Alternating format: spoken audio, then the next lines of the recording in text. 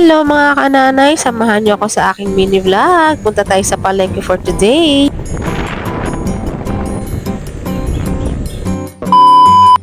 Bili pala muna kami ng bigas pero medyo nagmura na nga siya. Bibili na rin ako ng 12 na piraso na itlog para may pang sahog-sahog tayo or pang stock. Di ko alam kung ako lang ang nakakapansin na nagtaas na nga ang mga ibang gulay. Paraan kasi ang patatas is 20 pesos at ngayon 50 pesos na. Na rin tayo dito kay Sukit. Alam nyo na, lagi ako nabili ng mga karne sa kanya.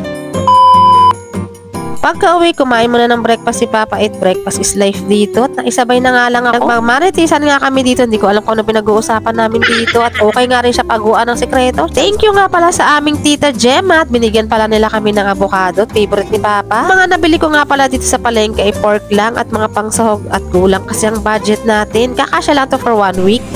Ang lambot na. Walang patata.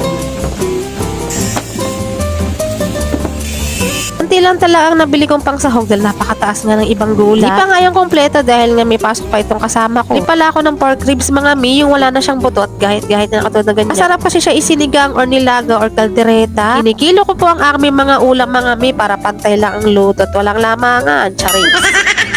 Sobrang taas ng mga bilihin at kakaunti nga lang ang stock namin ngayon. Goods na rin yan sa amin dalawa ni Papa Chuck at nasa Las Piñas ngayong bata batuta. Nagbili na rin ako ng itlog mga mi para nga may pang stock tayo at panglagay natin. Pang almusal, itlog is life dito mga mi. Pagkatapos nakalis ng aking Papa Chuck, ayan ako ay dali-dali ng walis-walis at aligas-gas nga dito mga mi. Dito na talaga kami natutulog mag-ina at nakabili na rin pala ako ng 10 kilong bigas pang stock lang namin. At wala na nga palang bubuyog dito at nakakawalis na rin ako pa konti-konti. Sinang may favorite ng avocado mga mi? Ako kasi hindi ako nakain ng avocado. Pinagayat na nga sa akin to ni Papa at para nga ilagay ko na lang daw sa freezer at lalagyan na lang daw niya ng gatas. Ako nakain ng avocado, ubi at leche flan. Napaka-weird, diba? At pagkahiwa-hiwa nga natin mga mi, ayan, ilalagay na natin sa freezer. Bahala na si Papa Chuck magtimpla dyan at siya namang kakain.